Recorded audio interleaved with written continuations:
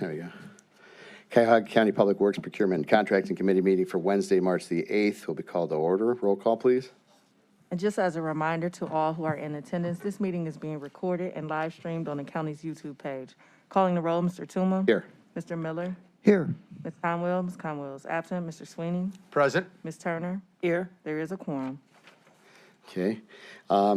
Is there any public comment this morning? No, Mr. Chair, no one is signed in.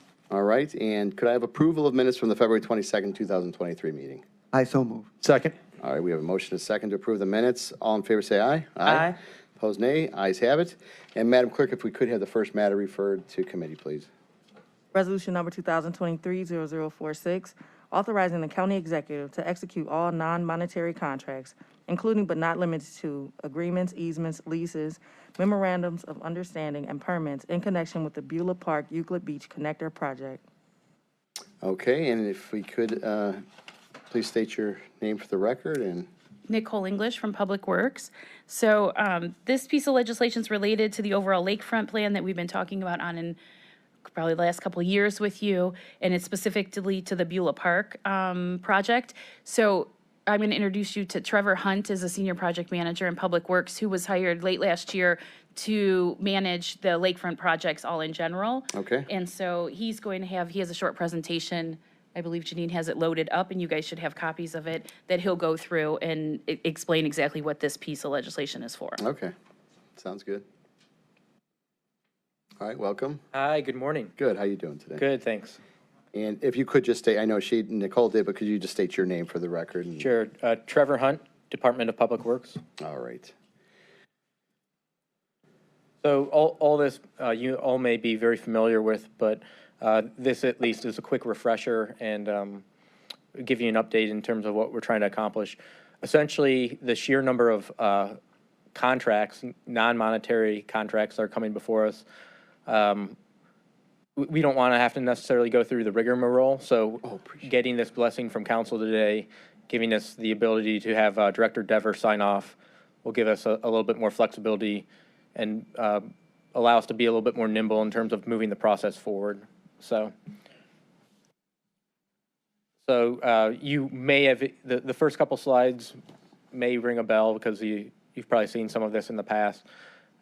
This is the Euclid waterfront here. You may be familiar with it, Sims Park out in Euclid. So this is the model that we're trying to bring forward throughout the county. This slide, it shows 6 different projects that were all called out in the Cuyahoga County Lakefront Access Plan. But you see there's real 4 presiding principles: enhancement, protection, expansion, and integration. Overall, the idea is, how do we stabilize the shoreline while also getting the public access, creating public access, equitable access to the lakeshore. So that's the goal with all of these. Some of these projects are a little bit further along than others, but again, these are all projects that were identified out of the Lakefront Access Plan. More specifically, we looked at where there's community buy-in, and this was an exercise accomplished by the Planning Department, the Planning Commission for Cuyahoga County. They looked at 4 strategic locations to really kick off this this movement towards, and we looked at where we had buy-in from local property owners, where we had buy-in from specific communities, and also where it made sense in terms of, where within the county are our needs the greatest in terms of coastal erosion and shoreline protection. So specifically working from west to east, you see here the Lake Clifton Bridge in Rocky River in Lakewood, the Gold Coast in Lakewood, the Euclid Beach Connector Trail, and then also East 9th to East 55th are all 4 projects I'm currently working on that we're trying to move forward. Specifically, though, today, I want to talk about the Euclid Beach Connector. We are working with a consultant, Smith Group, and we're working to develop our design documents currently and get them out for permit to the Ohio Department of Natural Resources and U.S. Army Corps of Engineers.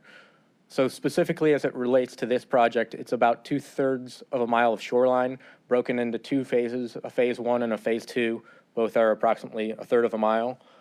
With the schedule moving forward, we're hopeful that later this year we'll have design documents ready, and it's all a little bit dependent upon the U.S. Army Corps of Engineers. They're a little bit backed up right now, but the idea being that if they give us the go-ahead, that by later this year or early next year, we'll be putting shovel in the ground and ready to move these projects forward. So what will we get with this? It's going to, obviously the goal with this is to provide shoreline protection to property owners and also to public parks to make sure our shoreline isn't eroding further, because we've seen quite a bit of erosion over the past 10 years especially. So we'll get shoreline protection, we'll get a 10-foot wide public pathway to provide public access, and we're also going to see enhancements in terms of landscaping, fencing, and also water quality. You know, no more sediment falling over the shore wall into Lake Erie. This more narrowly focuses on the geography here as it relates to the Euclid Beach Trail connection. You see there on your screen, spanning from west to east, the Shore Acres Association there is on the west, and then it goes all the way to the Cleveland Metro Parks owned Euclid Beach Park. And the idea is to tie in that the connector path to the park that there's an already existing multi-purpose path at that location. So this is kind of the crux of the matter. As you see here on your screen, the complexity of the sheer number of contracts that we have to work through. Again, all these on the screen are non-monetary contracts. Anything that with money related to it, we'd bring back before, or go directly to the county executive for those, depending on the size of those contracts.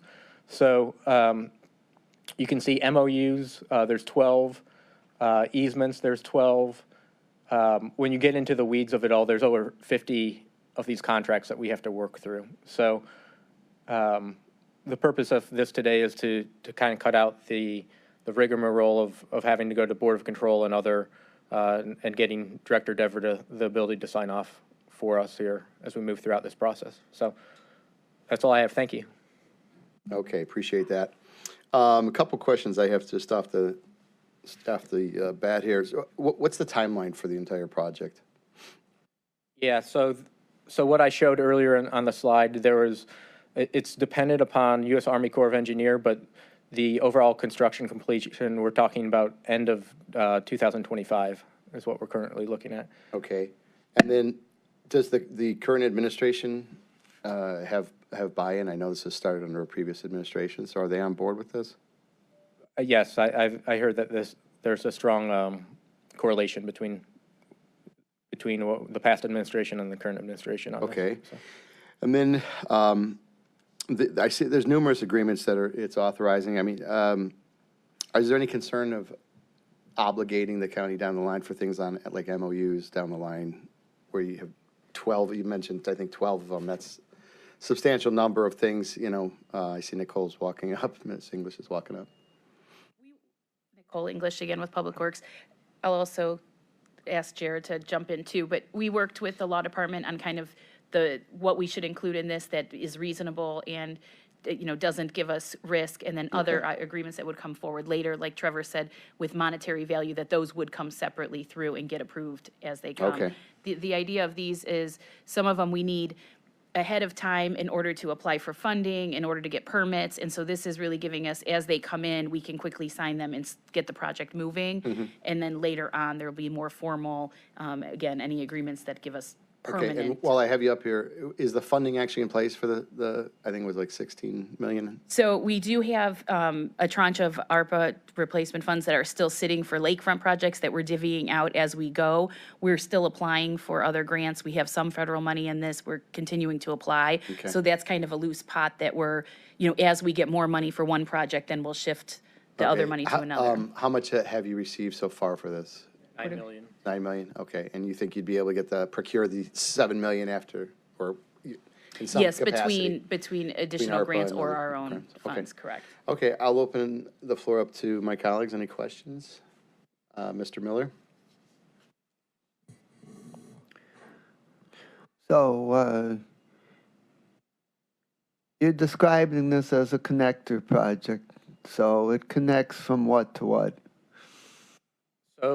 So on the eastern border of this is the Euclid Beach Metro Park. Cleveland Metro Parks owns and controls that. They maintain day-to-day operations, and they continue those operations. We're currently working with them on an agreement, and it would go all the way west towards the Shore Acres Block Club, and it would connect into Shore Acres Drive. There's currently at Shore Acres, the homeowners association, they have a park for people that belong to that specific homeowners association. So the trail would cut up to the public right-of-way of Shore Acres Drive, and then the idea would be to bring it to Lakeshore Drive in the city of Cleveland. So there'd probably be, I wouldn't necessarily say a trailhead, but there'll be, where that park is, some formal entrance to get onto the trail there along the lakeshore. So you said that there's going to be a 10-foot path. Will the public have access only to a nearby view of the lake from the path, or will they actually be able to access the water itself? So the way that this is designed is we're going to provide a cobble beach, but no public sand beach. So it will be more natural, and there is no sand over there currently. So one of the other items too that we want to be cognizant of is it won't be manned with a lifeguard. Although Cleveland Metro Parks will maintain this segment, day-to-day maintenance and things like that, there won't be a lifeguard on duty. So as a liability, we're not going to provide a notice that this is to be public for swimming purposes. With that being said, there will be folks will be able to fish off the side of the revetment there, and there'll be an overlook as well where folks can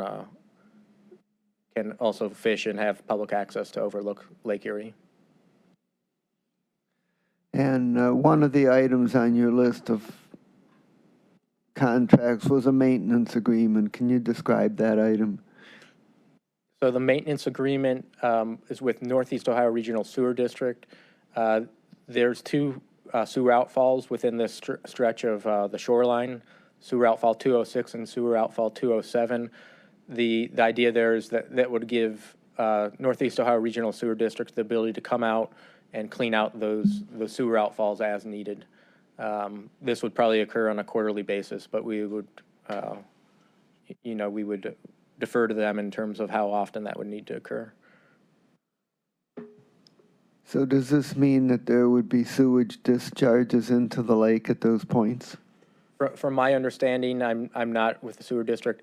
That has mostly been removed. The sewer outfall, the combined sewers have been reverted to not be a combined sewer at these two locations. That these are more just, I think, it's water coming out from the street, storm water more than anything. That it's not a combined sewer.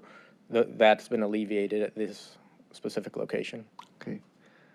Thank All you, right, Mr. thank you, Mr. Chairman. Miller. Any other questions? I do. Okay. We also have a question from Ms. Turner. Thank you, Mr. Chair.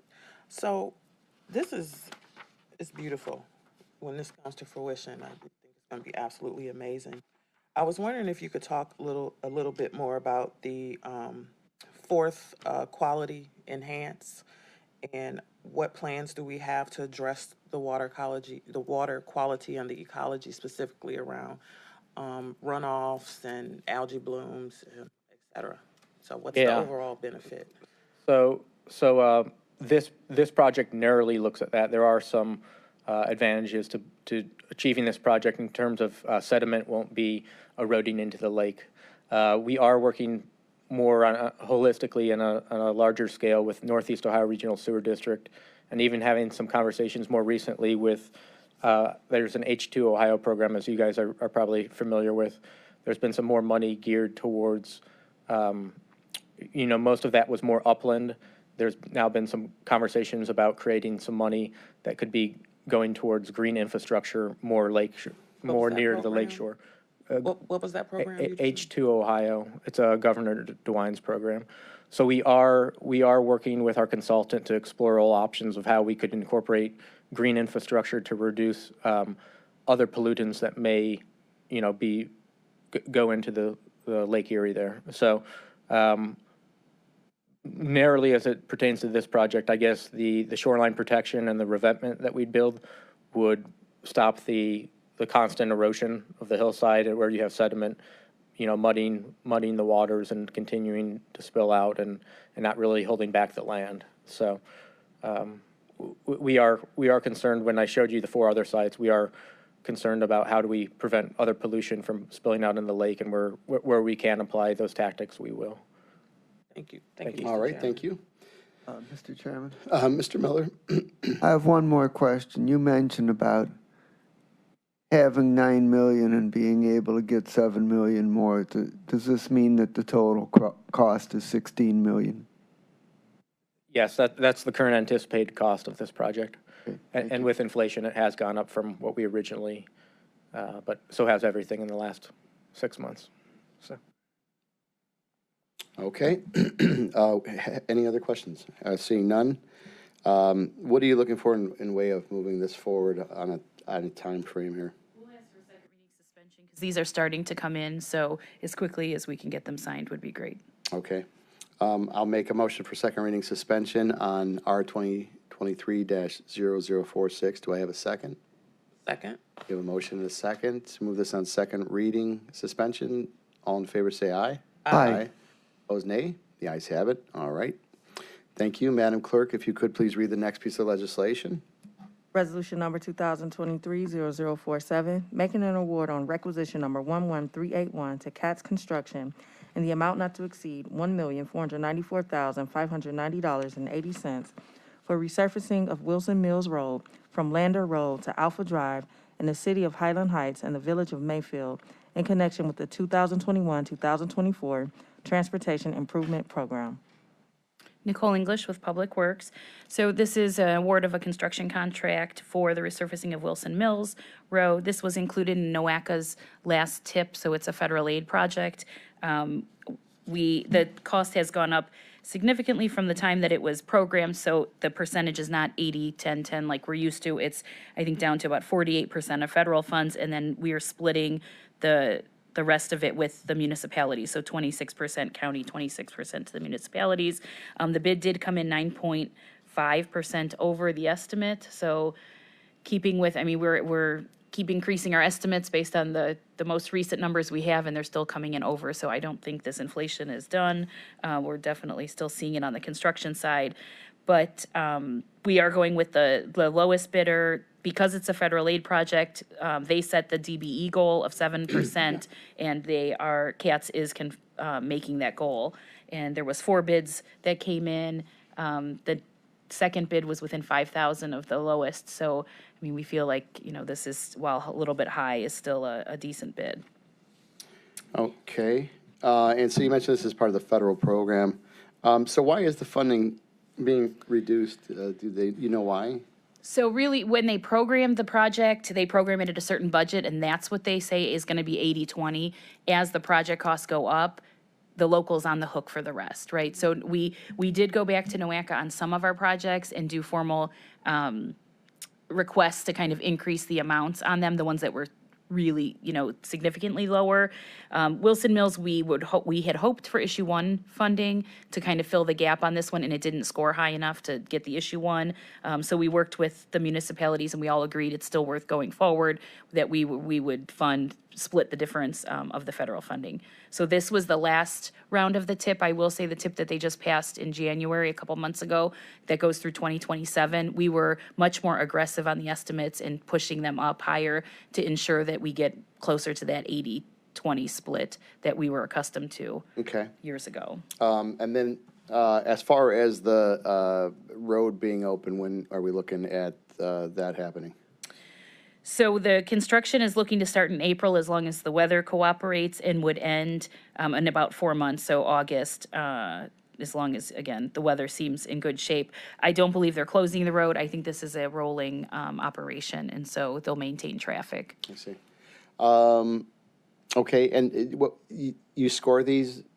What was the score on this road? Like, don't you guys generally Yeah, score these things? I'll have to go check. This one is not one that we picked ourselves, right? So NOACA picked it, so they Okay, use kind got of a it. different model. Right. They have their asset management program that they run through, and so they tend to pick roads that are not necessarily the worst, but at the optimal time that they feel to construct them. So I'm guessing, if I looked, this road's probably in the fair or fair to poor condition but I'll double check that Right, for you. and how many miles is it covering? 0.54. Okay, I'll open the floor. Any questions? Miller? What's the timeline you're looking at on this? This one can go back. We have it starting 4/3, so as long as we'll have 3 readings by the end of March, we should be in good shape. So it can stay the regular route. Okay, yeah, I believe we should have the regular. So I'll make a motion to move this on for second reading. Do I have a second? Second. Okay, motion to move R 2023-0047 on for second reading. All those in favor say aye. Aye. Opposed, nay. Ayes have it. All right, is any other miscellaneous business before Public Works this morning? Okay, seeing none, I'll make a motion to adjourn. Do I have a second? Second. We have a motion and a second to adjourn. All those in favor say aye. Aye. Aye. Opposed, nay. Ayes have it, and Public Works shall adjourn at 10:31 a.m.